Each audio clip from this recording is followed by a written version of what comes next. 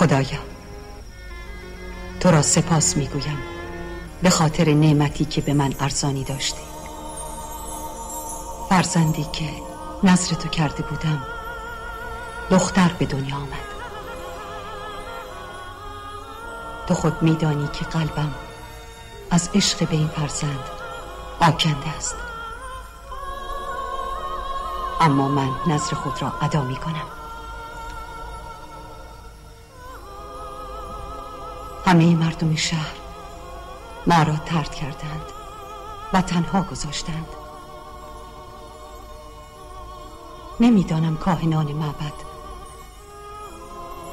او را میپذیرند یا نه.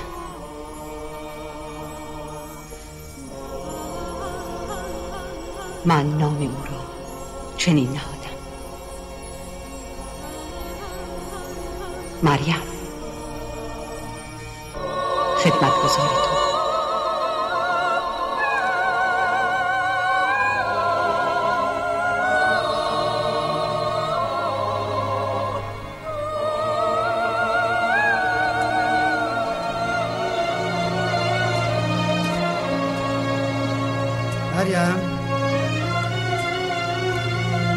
مریم،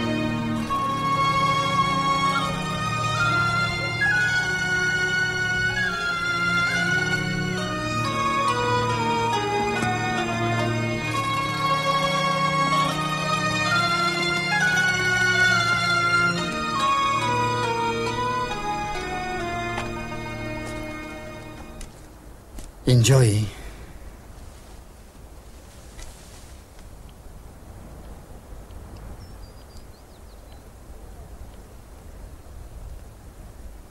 به چه نگاه میکنی؟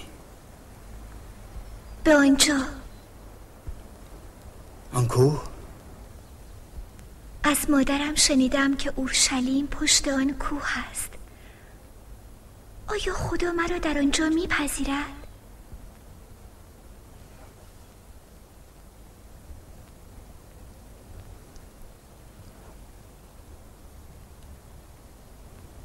در کودکی شبی مردی را در خواب دیدم. از او پرسیدم تو کیستی؟ سر به زیر انداخت و با دست مرا به سکوت دعوت نمود. گفتم بد پرسیدم؟ گفت نه، پرسیدی و این پرسیدن عمر کودکیت را کوتاه می کند. اما برای رسیدن به ملکوت اعلی گاه باید کودک شد.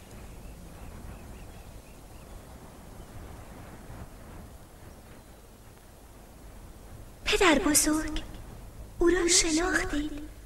آن مردی را که در خواب دیدید شناختید؟ بله، خودش گفت من مسیحا هستم. مسیحا؟ ای کاش من هم میتوانستم او را ببینم.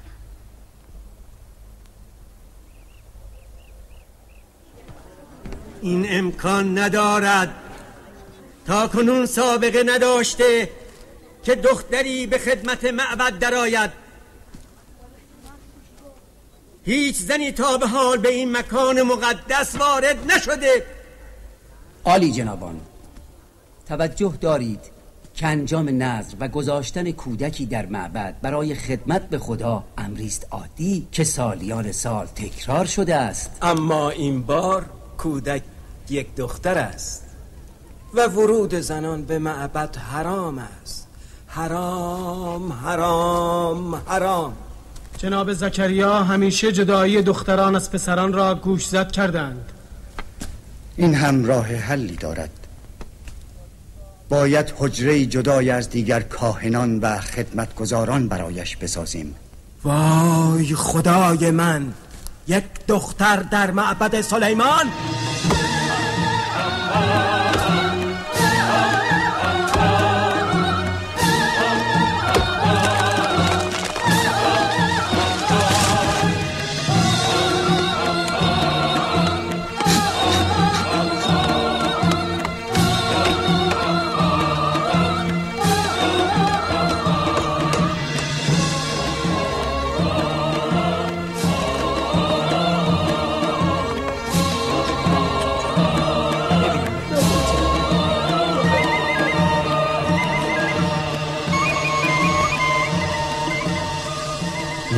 جناب یساکار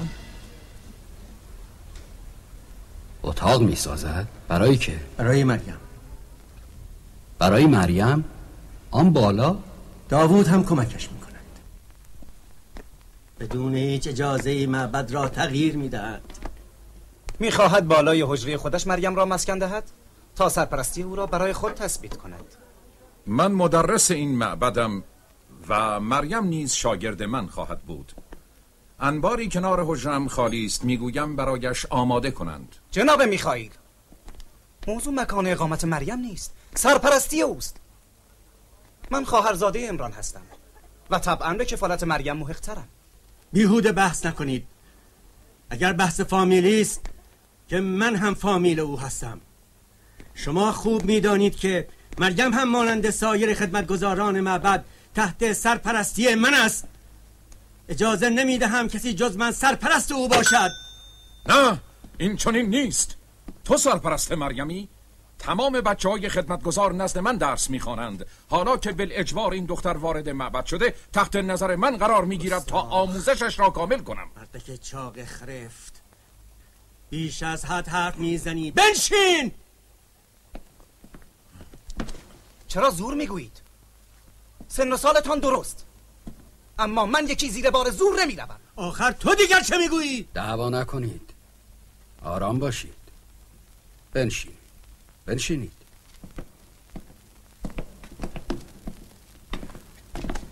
مگر من چه گفتم؟ کافیست آقایان، گوش کنید. مهم این نیست کدام یک از ما سرپرست مریم باشد.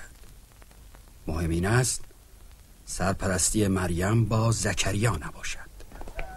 ببینید جناب زکریا، دوستان، کاهنان و خیشان شما حق دارند که بر سر سرپرستی او با هم مناقشه کنند. به 4 دلیل من باید متکفل امر او باشم.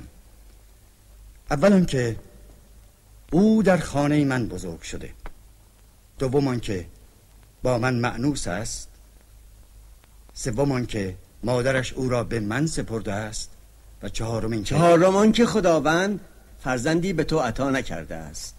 خیر. 4 این است که من قدر این در گرانبها را بیشتر از هر کسی میدانم. اولا مادرش او را به معبد سپرده، نه به تو. ثانیاً انس و الفتی که تو میگویی نزد کودکان زود گذر است. جناب هیلل، من بر حق خودم پافشاری دارم. این همه جدل نکنید. مگر باور ندارید که مریم در پناه خدای معبد است؟ آری، درست است.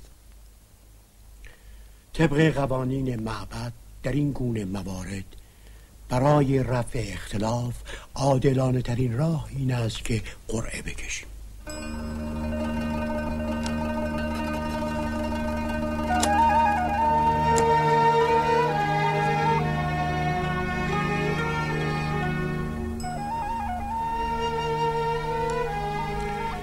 یهوه عادل، خود داوری کن. از میان اینان که خویشاوندان مریم هستند تو خود انتخاب فرما.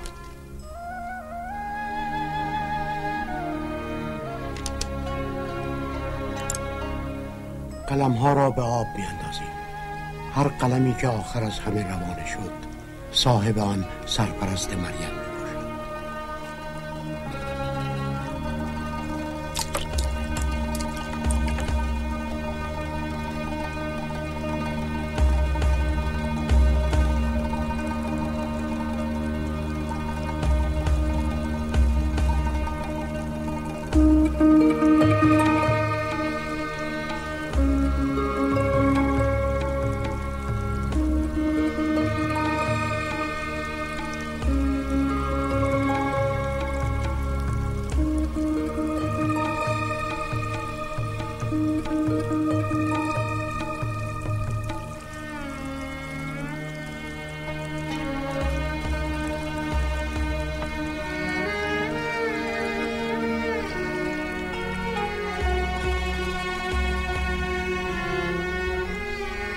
کار ما بیهوده بود. خداوند تربیت مریم را همچنان بر دوش تو قرار داده من اعتراض دارم. من میگویم باید قرعه کشی را یک بار دیگر تکرار کنید.